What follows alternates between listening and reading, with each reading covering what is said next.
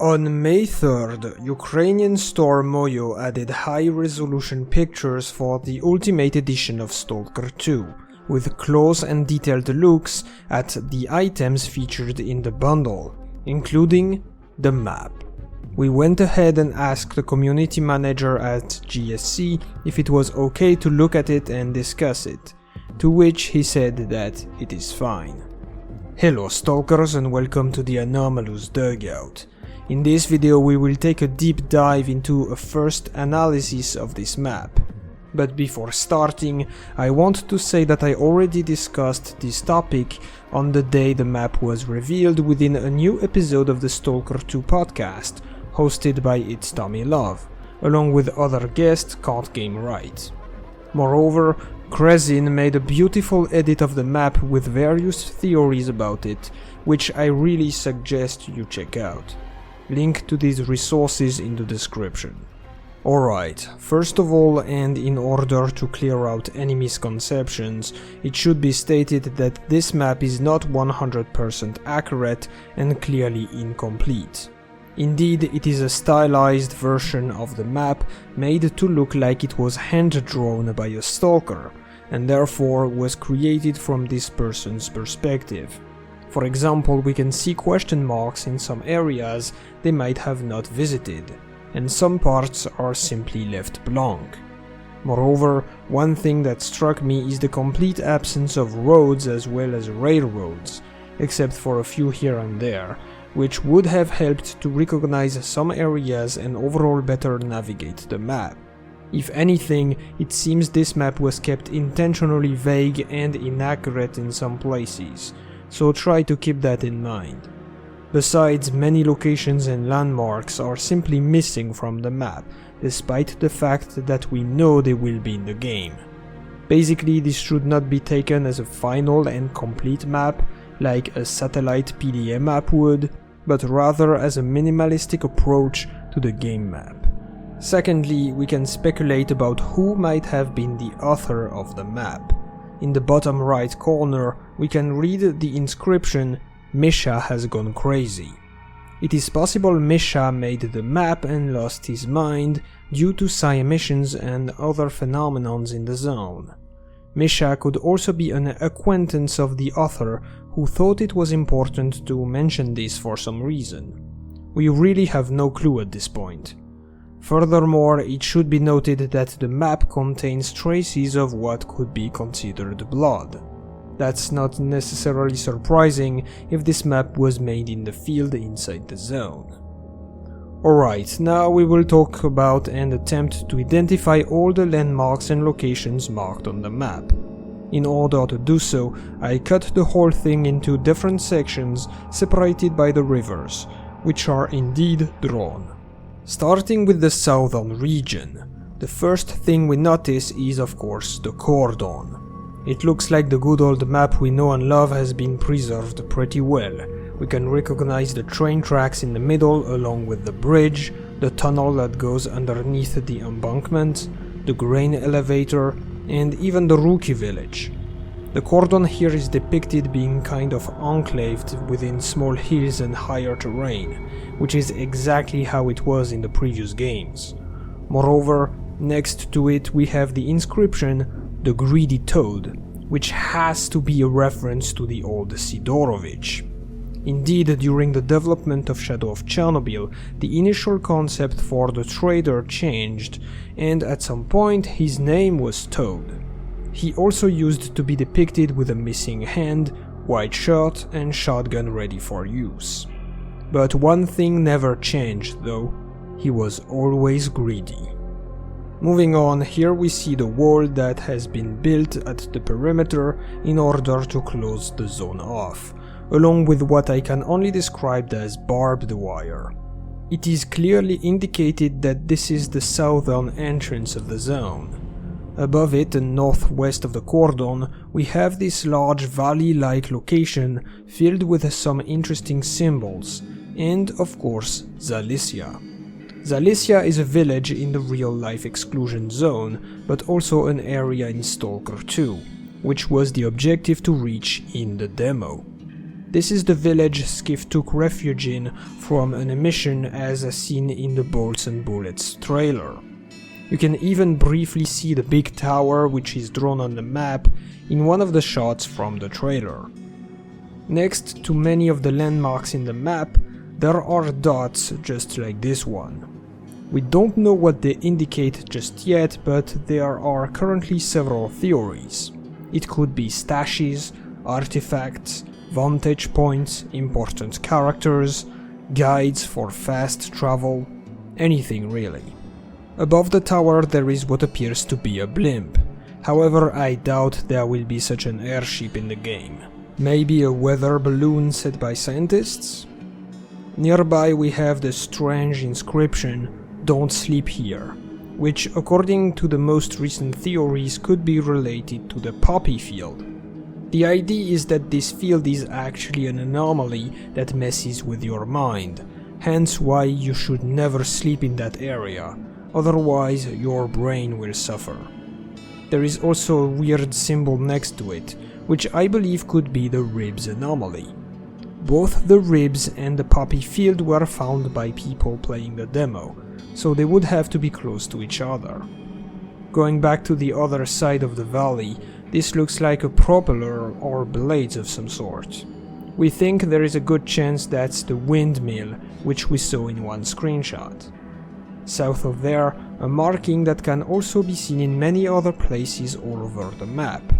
In my opinion, this is an Orthodox cross, which could indicate a church, a graveyard, or the place where someone close to the mapmaker died. However, there is also the speculation these could represent the floating power lines seen on the artwork from the main menu of the demo. In proximity we have a round and hollow shape, which might be an anomalous formation of some sort. There is another similar symbol somewhere else on the map, and it's interesting to note that both are marked with a dot. But truly we don't know for sure what these are. Lastly, there's this large looking structure. I frankly have no idea what building this is.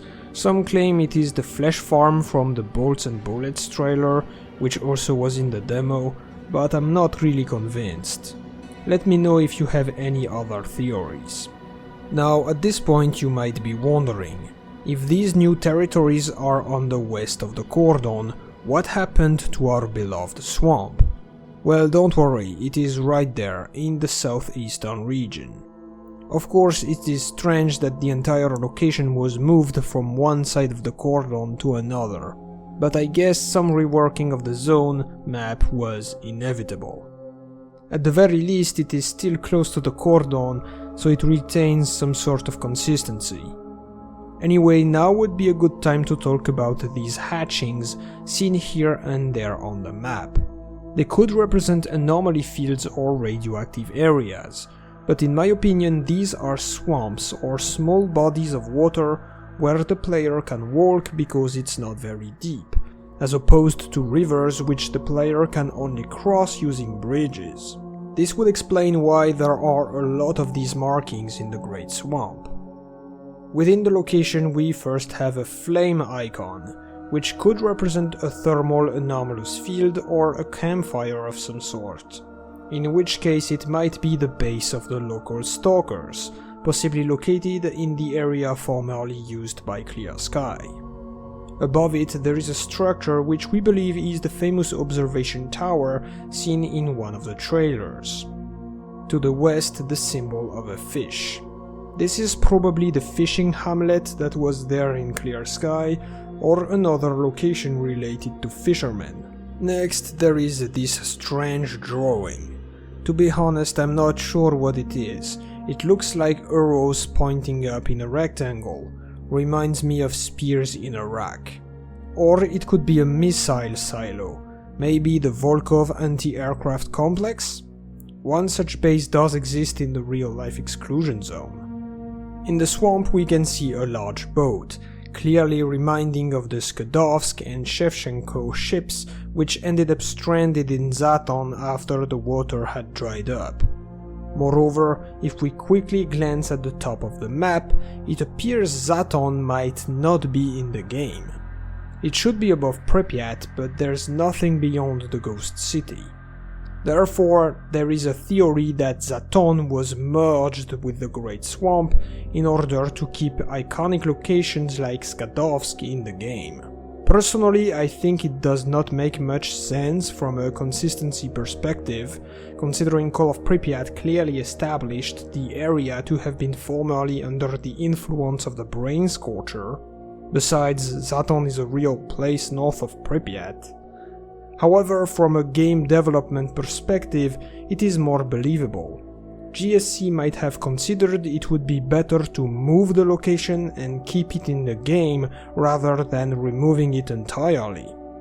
I guess we will see if this is truly Skadovsk and what really happened to Zaton when the release comes. Finishing up with the southeast of the map, we find two landmarks which I know nothing about.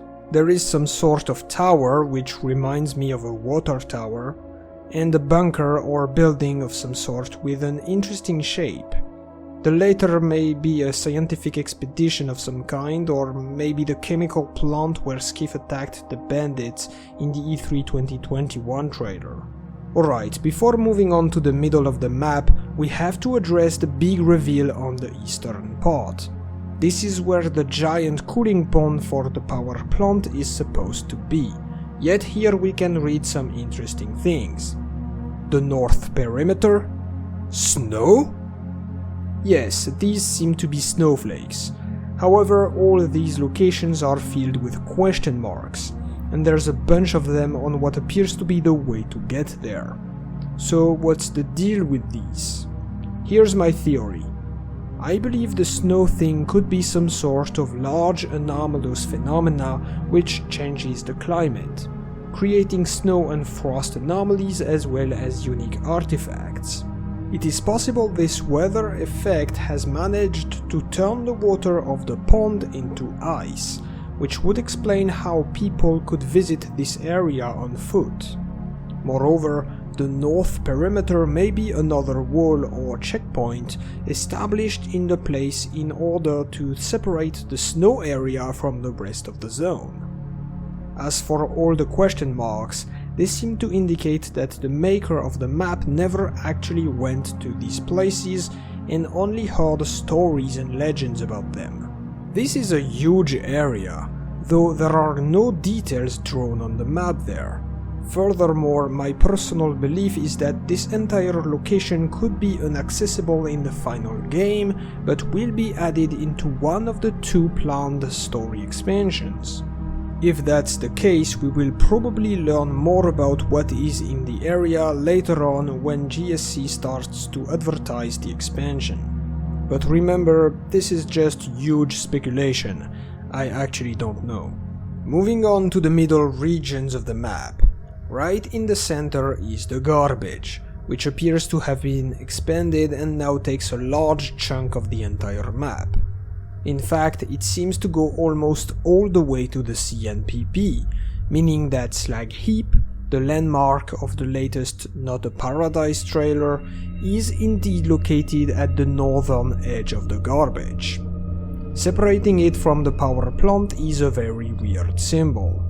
I mean, let's be honest, it kinda looks like a pile of shit, right? Surely it has to be something else though.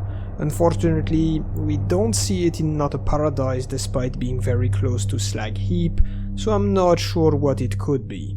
Perhaps an anomaly with hot rocks? Or ponds of poisonous gas?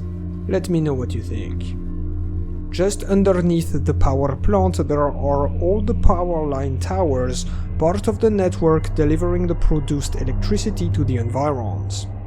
I believe it could be similar to the Iron Forest from Call of Pripyat, especially if Zaton ends up not making it into the game. Moving back to Slag Heap, right next to it we have a hook, maybe indicating another crane, a construction site or heavy workshop of some sort. It could be the small building right to the southwest of Slag Heap, which we see behind Richter in the trailer. East of there we find the inscription Concrete, surrounded by three landmarks. The first is a mug, clearly indicative of a bar. though this is not the famous 100 Rads bar, since it's located somewhere else, as we will see soon enough. Then there's what appears to be a scientist's bunker with an observation tower. It is definitely possible new portable bunkers were sent into the zone after the success of researchers like Sakharov, Kruglov, Herman and Ozersky. Lastly, there's this object, no idea what it is. Kinda looks like a spinning top or a drill halfway into the ground, but truly I have no clue. I'm guessing the whole area is called concrete because it might have been a site for production of construction materials, and perhaps we will find the cement factory in the vicinity. Next up we have a symbol for lightning, certainly an anomaly field of electric nature, perhaps the very same we saw in the Come To Me trailer. Above one of the bridges, this looks to be the waste processing station just like the one in Zaton, which would corroborate the theory that the Zaton map was taken apart by the devs who scattered some of its landmarks throughout the zone. Down the river we see an icon for a boat.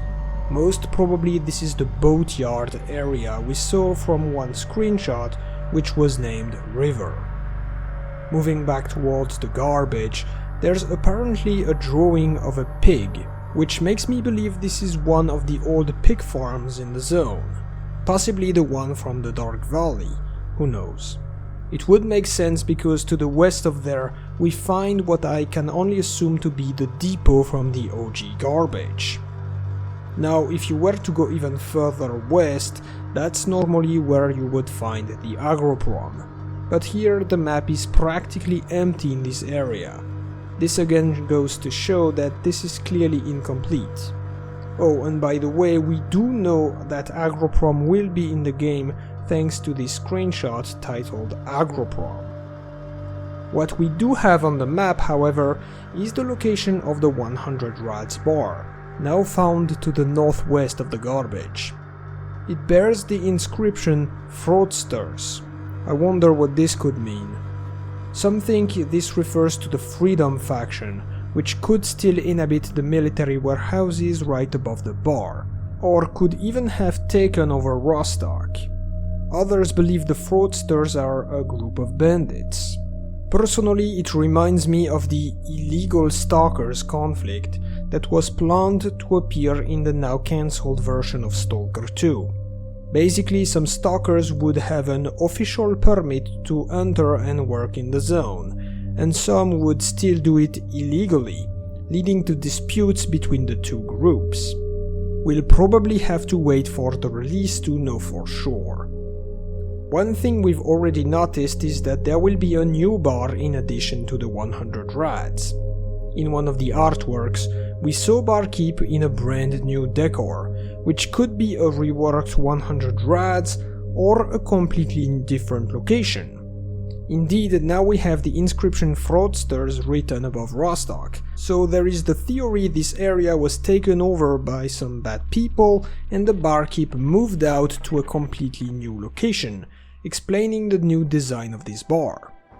We also have to consider that a lot of time has passed since the previous games, possibly a decade. Thus, we cannot expect people to stay where they used to be. The inhabitants of the zone, as well as locations and the zone itself, would have changed a lot during this time. Moving on, right above there is another icon I can't really identify. It looks like a pine tree, a leaf, or a flame. Maybe an arch anomaly of some sort, but I'm not sure. Even more to the west, a large chunk of land is filled with multiple question marks. I'm thinking that could be the location of Yantar, that the mapmaker has never visited, though we clearly don't know. Further back south, some sort of tower. Honestly, I'm running out of ideas here. My best guess would be the chimney from the Agroprom factory, but I think if someone wanted to draw this location, he'd do it differently, so I don't really know. Moving on. To wrap up with the middle regions of the map, we have this very interesting location almost completely surrounded by the river and marked with the inscription "Worse than the military." I'm quite convinced this will be the main base of the Ward faction, the new authority force within the zone which will protect the Scientific Institute for Research in the Chornobyl Anomalous Area, or SIRCA for short. The configuration of the terrain as well as the central spot within the zone seems to make it the perfect place to construct their heavily fortified headquarters. Inside, we've got an unknown landmark as well as an icon, most likely representing a mechanic. It looks like the whole location serves as a huge connection hub between different regions of the zone. Zalesia and its surroundings to the east, the garbage and the bar to the north, the industrial area to the west, and a large forest to the south. Speaking of which, it's time to take a look at the western part of the map, starting with this forest. We have what appears to be a crashed helicopter inside a clearing, and a strange circle with a ring around it. My guess is that it could be the unknown device from the Come To Me trailer, though it was located underground, so I'm not sure if it would be depicted on the map. Thus, there is also the chance it could be this new anomaly, which was described in a teaser a long time ago. Just outside of the forest we find another circle, similar to the one we saw earlier between Cordon and Zalesia. Probably an arch anomaly. Continuing west, a cross, but this time unique to this location. This one looks like a red cross used to depict health. Thus, it could be an hospital or infirmary of some sort. I believe this is the place where you will find the legendary doctor. One of the biggest landmarks of the entire map, this grid is obviously the Duga radar. This is also where the town of Chornobyl 2 should be located. Nearby, a crane is drawn in a similar style to those formerly found in Zaton, which are inspired by some real cranes in the exclusion zone. In the bottom left corner of the map, we read an enigmatic inscription, "Flashes, Flickers," about which we have no information whatsoever. Maybe it refers to the fact that sometimes the antennas will be lit up, a phenomena that could be visible all the way across the zone. Around the inscription we find the drawings of what I assume are a bell and a plane. People have suggested the aircraft could have crashed there or might be a derelict plane in a machine scrapyard. However, I have another theory. What if the plane designates an airfield, possibly the base of the International Perimeter Security Force, or IPSF, that is said to be replacing the military? Then the bell could represent an alarm of some sort that would activate when the base is on full alert. It would also make sense for the authorities to want to control an important facility such as the Duga radar. Please let me know what you think. Moving on, we already mentioned the industrial area, although we currently have no details about this location. There is an icon representing a sun that is either rising or setting, but once again not much information is available about this. We know that the game will feature a faction of former Monolith members called Noon, though a symbol for this faction should depict the sun at its highest position, so it does not seem to fit. Above this area on the river, we have a small island with an icon on top. Kinda looks like the number 4 or a thunderbolt, but I'm not quite sure. This island reminds me of Cartographer's Place, a small location that was cut from Clear Sky. We also find a small house drawn in the vicinity. However, it is clear that this map generally does not show random houses, and even entire villages are missing. So I can only conclude this building has to be important for some reason. Right now it's impossible to tell why though. Moving to the northwest, this icon looks to be a gas station.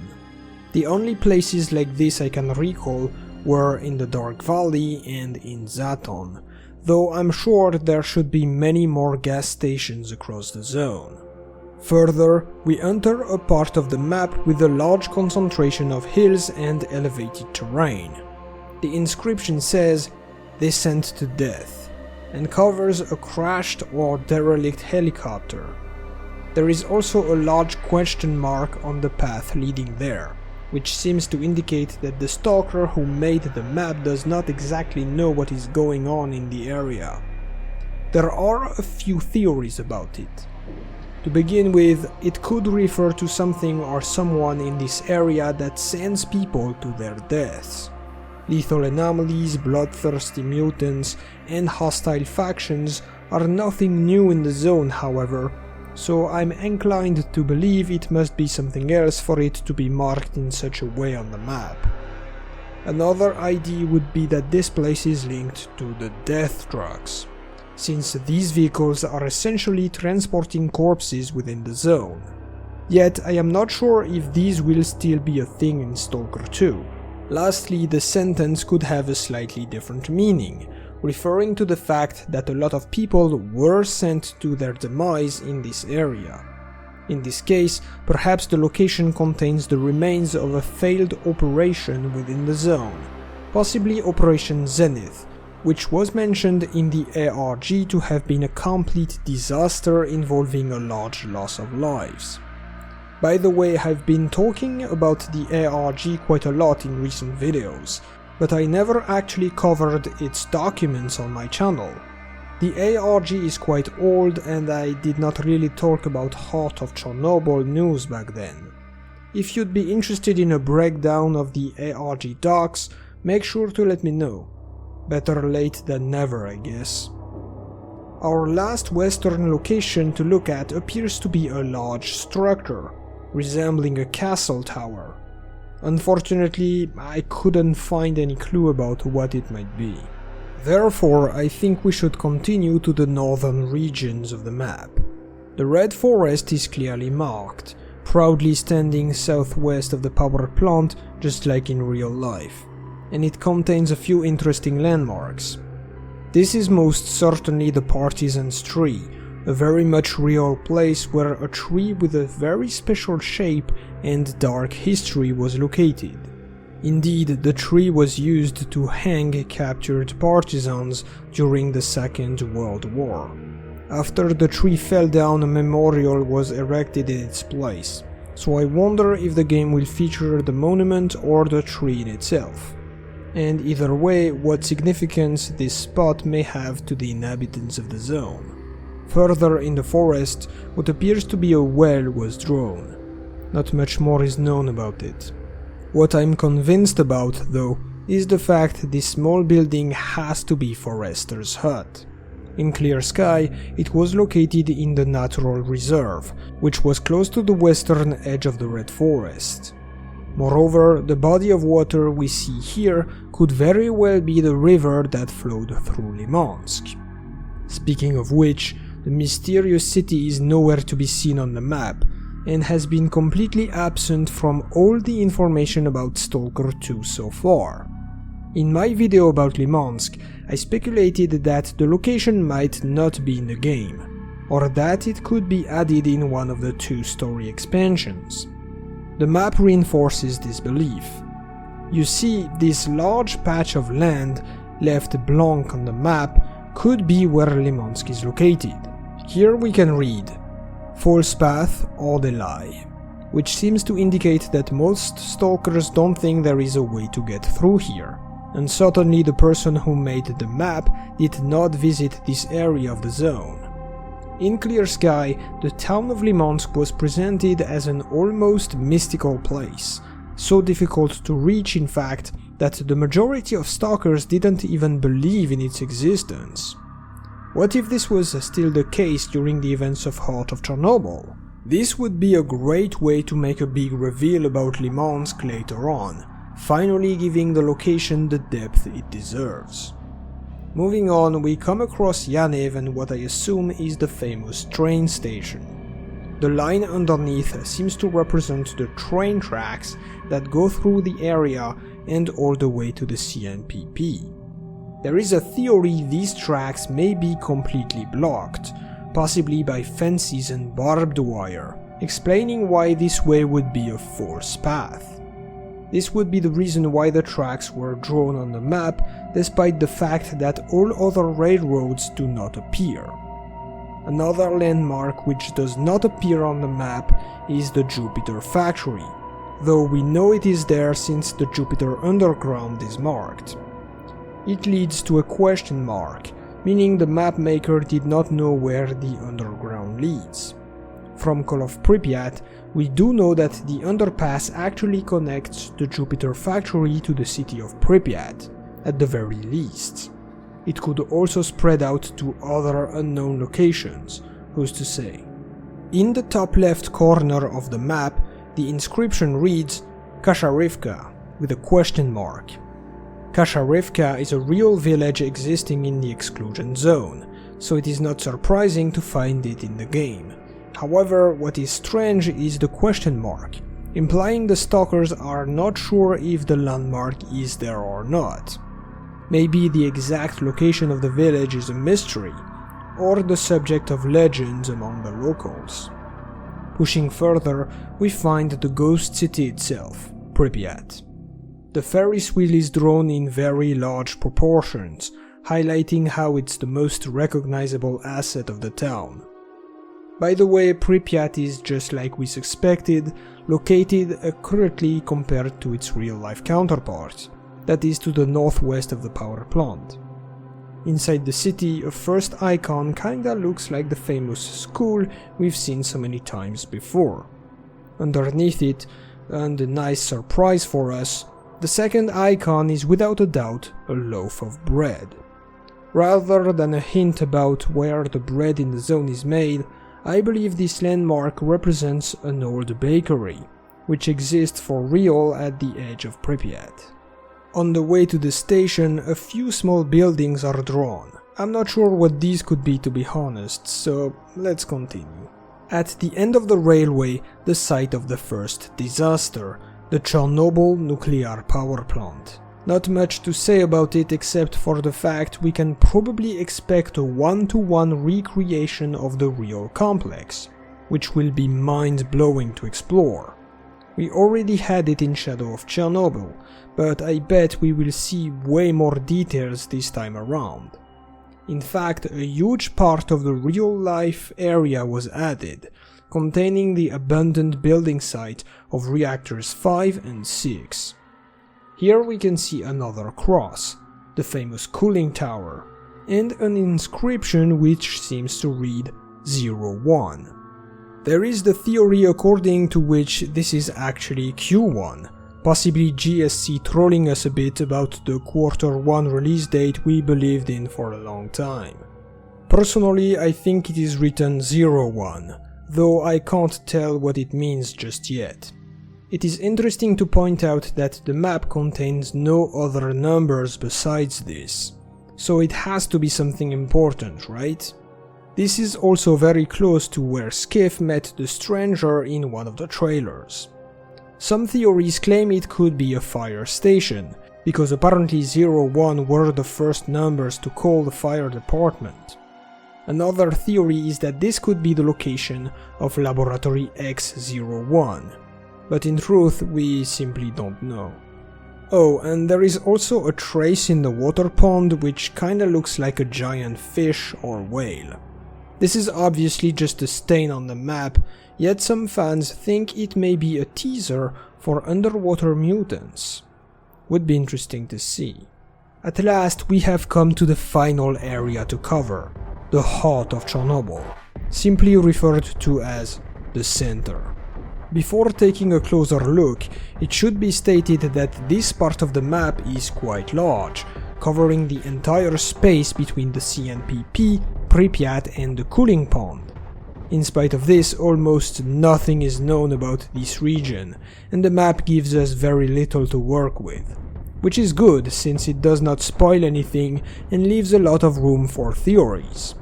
I just want you to keep in mind that there is a lot of available terrain here, which could be used for who knows what. To begin with, we noticed that a large dot was drawn there, similar to the other dots that are sometimes attached to landmarks on the map, except much bigger and by its lonesome. This really adds to the mystery of what these dots mean, which I haven't been able to solve yet. Maybe you can figure it out. Next to the dot we have what is most certainly the Greek letter gamma in lowercase. But what does it mean? Gamma is the third letter of the Greek alphabet and therefore has a numerical value of 3. However, I don't think it is relevant here. The letter also has a variety of uses in many scientific domains, including thermodynamics, electromagnetism, nuclear physics, and neuroscience. These could be related to S.T.A.L.K.E.R, don't you think? More specifically, gamma rays and gamma waves. A gamma ray or gamma radiation is a type of electromagnetic radiation which bears the highest amount of energy within the electromagnetic spectrum. They are notably created by nuclear reactions, such as those happening in an atomic reactor. Simply put, it makes sense to find such phenomena close to the epicenter of the most severe nuclear disaster known to mankind. A gamma wave or gamma rhythm is a type of neural brainwave which takes place within the neural network of the human brain. It is related to some important cognitive functions like focus and memory, and can be altered both positively and negatively. In the world of S.T.A.L.K.E.R, it sounds like it could be connected to psi emissions, zombification, and brainwashing. As you can see, both of these could have something to do with the gamma symbol at the center of the zone. Maybe this is the lab where monolithians and marked agents were made? Or it could be the antechamber of the sea consciousness, where it was connected to the noosphere. Who knows? The very last symbol looks like a circle or a sphere resting on some waves. According to an interesting theory, this could be some sort of arch anomaly involving a quicksand phenomena, kinda similarly to what can be seen in the original S.T.A.L.K.E.R movie. However, the most prominent idea seems to be that this is what almost everyone expects to find at the core of the zone: the generators. The situation with the generators is quite peculiar, so allow me to explain. During the development of Shadow of Chernobyl, it was planned that the center of the zone would not be the nuclear power plant, but instead a place just beyond the station called the generators.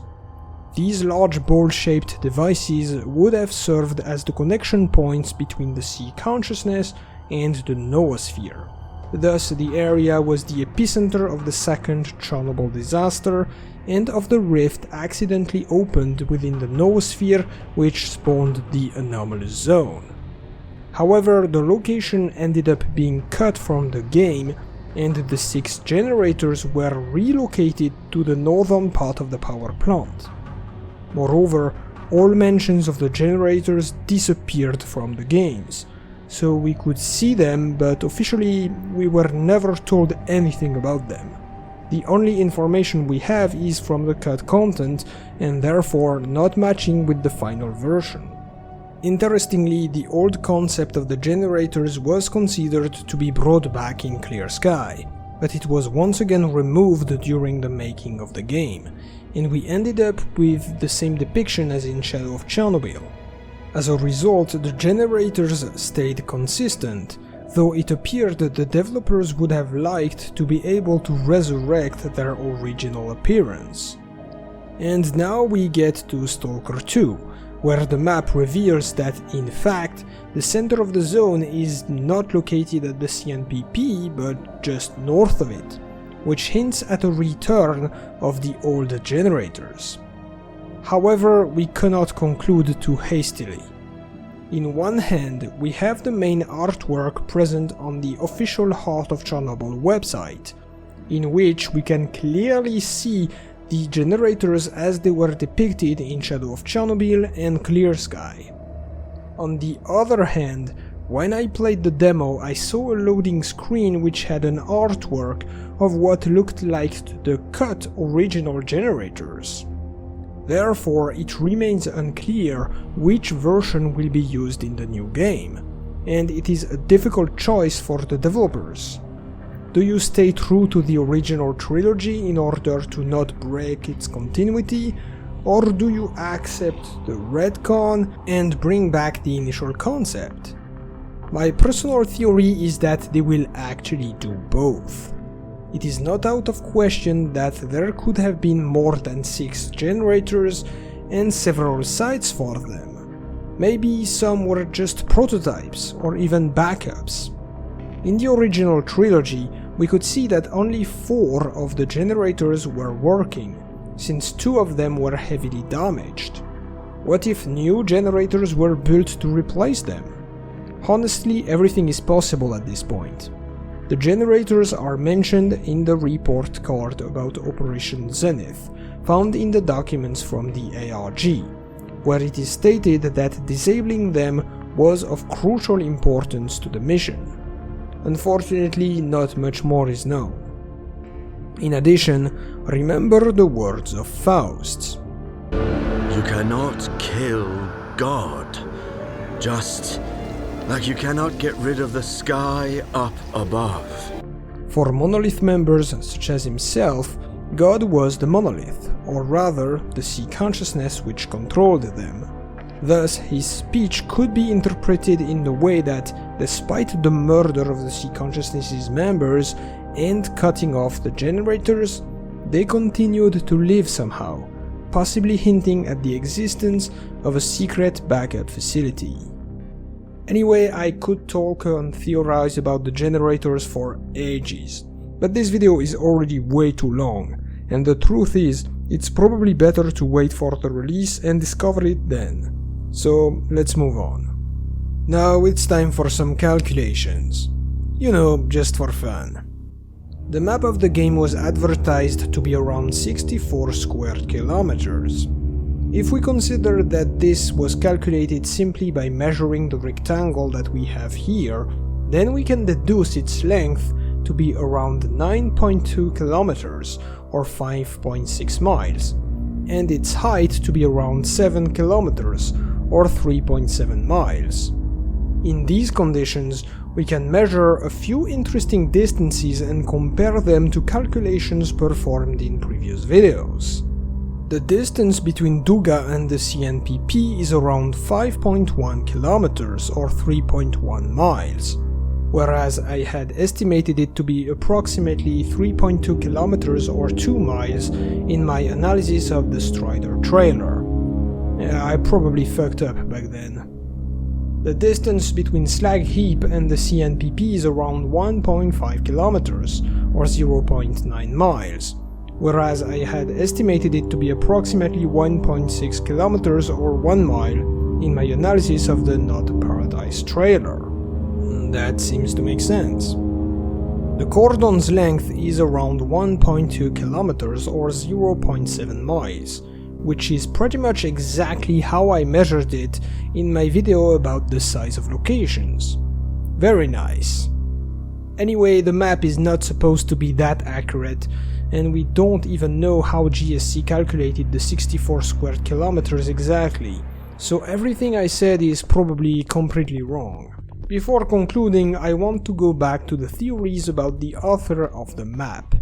Adding further layers to the mystery, we can notice that 3 different pen colors have been utilized to draw the map. All the terrain, locations and most inscriptions were made with a black pen, most likely by the original map maker. In addition, the unknown dots seen next to many of the landmarks were made with a different, slightly green pen. And on top of it all, more inscriptions and circlings on some locations were added with a brown pen. These later additions were probably made afterwards by another person than the original author, as these are Misha Has Gone Crazy, the Greedy Toad, the circling around the Great Swamps, snow as well as the snowflake symbols, the North Perimeter along with the circling around it, Don't Sleep Here, Worse Than the Military as well as the circling around it, flashes, flickers, the circling on the Duga radar, Descent to Death along with its circling, Fraudsters with its circling, False Path or the Lie as well as the whole railway above it, Jupiter Underground, Kasharivka along with the circling around it, and the center as well as its circling. We don't know what this means and if there is anything to be found here at all, but it really feels like this map is still hiding a lot of secrets from us. Will you join the search and attempt to figure it out with the rest of the fanbase? I would certainly love to read about your ideas and theories in the comments down below. To conclude, this map revealed a lot while also remaining quite vague on purpose, and even brought new mysteries upon us. Changes in the zone compared to the original trilogy were inevitable, and we now have a better idea of the extent of these changes. Overall, the zone looks to be much larger, much more detailed, and also much closer to its real-life counterpart, so it's a win in my book. I thank you very much for watching until the end, and I will see you all in the next video. Good hunting, Stalker.